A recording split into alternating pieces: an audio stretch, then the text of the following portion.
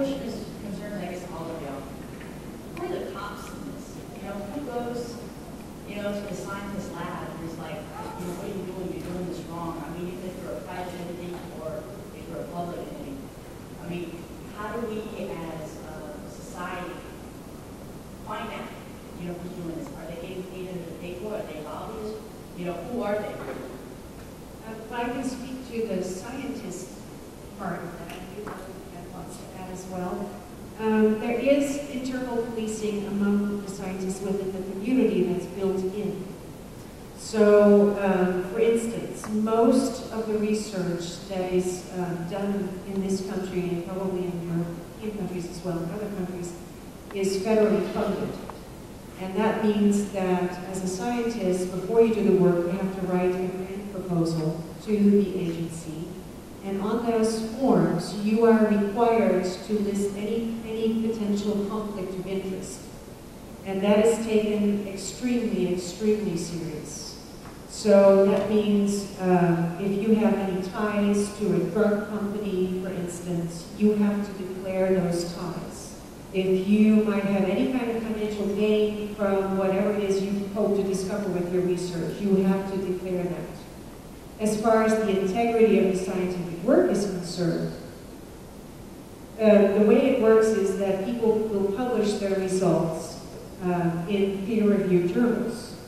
And that means that there's a whole process of literally peers of your fellow scientists who are anonymous who have to review your work and decide whether or not you can say what you're trying to say based on the data.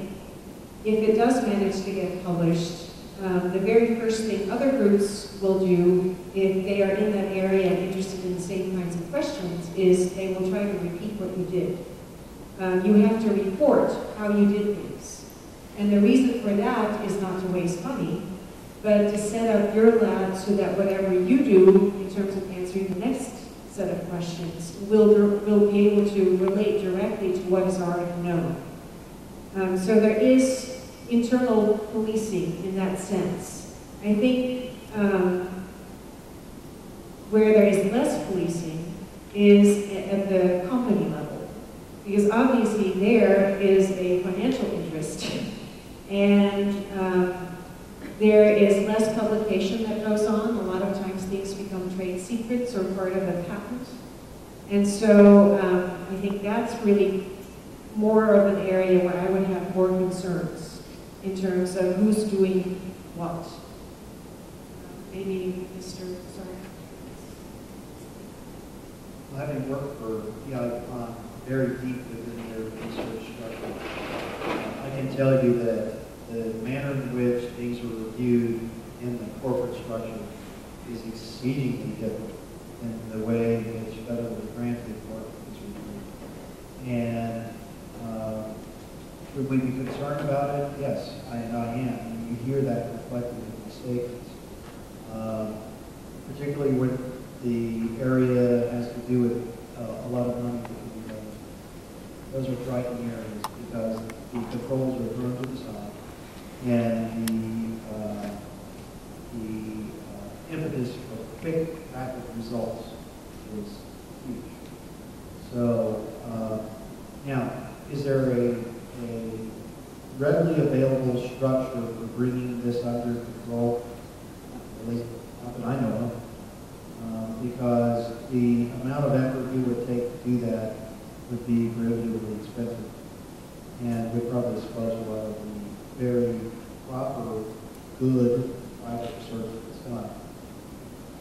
That being said, let me not state too many negative things about privately funded work because I basically went away from seeking federal grants because it was just too big of a hassle and it was very political. There's an individual that's very close to me who's very skilled at garnering these grants, and basically the way it's done is you spend a lot of time on airplanes flying to hang out and talk with individuals who will be granting, who will be on committees that decide this sort of thing. And I got disgusted by that. It was just, it wasn't based on quality of the work, it was based on who politics does. And so, they both have their positives and negatives. Can I ask another question? I mean, so in your guys' opinion,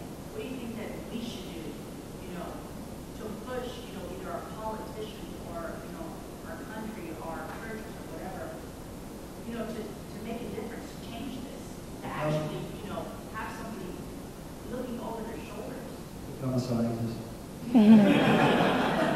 Get in the trench and bring the ethics with you. Because honestly,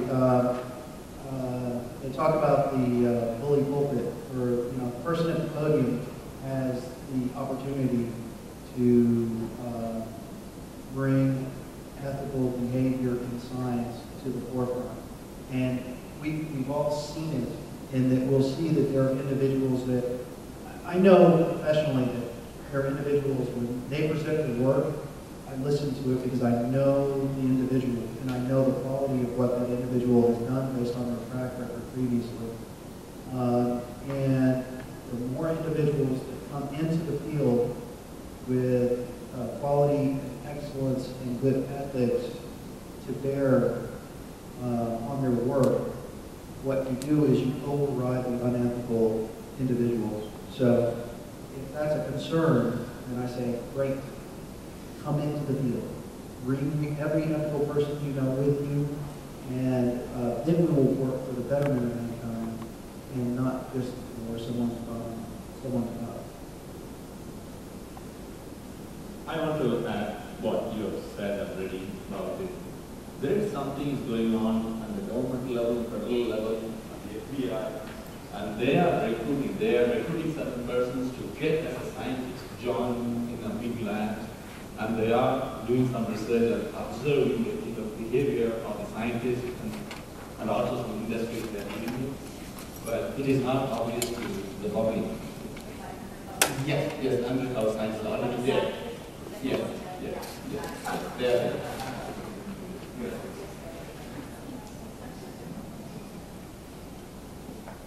And their own campuses.